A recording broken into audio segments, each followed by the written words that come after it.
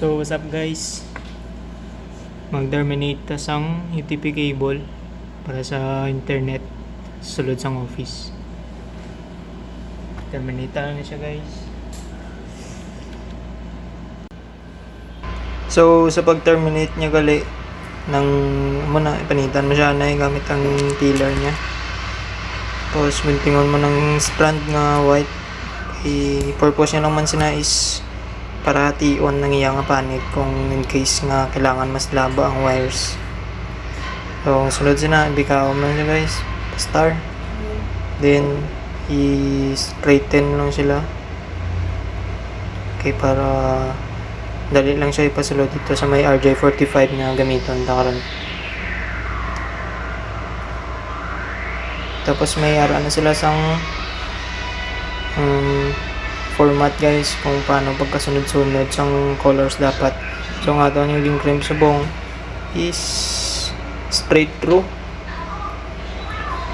Straight through is ng same sila sang ends.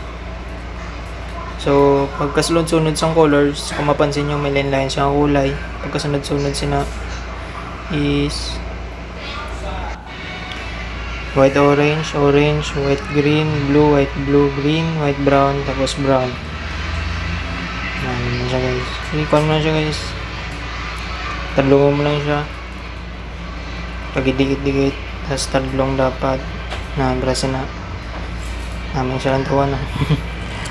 Tapos guntingon para dalayan siya ipasulat sa RJ45. Mabagalin ang RJ45 ta guys. So ang RJ45 nga ara lang subong is pass through. So muna galapos siya. Mas namin galing tong sa RJ45 guys, tong way siya galapos nga muna. Dasok mo lang gid siya, i-estimate mo lang kung din hasta ang wires sa pagcutting mo, tapos isulod ng diretso. Bala na mo katumbok na hindi siya magwa sa piyak. Pero ari subong kay pass through. Gagwas gid siya sa piyak. So ang imoon mo sini is itupong mo na lang siya. Pagtupong mo, pagkakita mo daw tupong na siya, gamitan mo sang crimping tool. Naman siya ang crimp gid sa iya para ma-lock ng mga wire sa ngipon sa RJ45. So muna guys, sinestorya ko ni Seldabe. Tapos ara na pagtupong, inayom lang siya kabutong sa likod while ginapunggan mga RJ45 sa sulod sang crimp.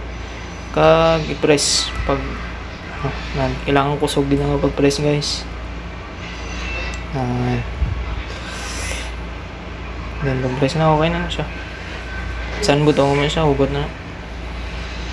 So maning dalawa na lang ng terminate, while lang nakita kayo na sa video ang isa.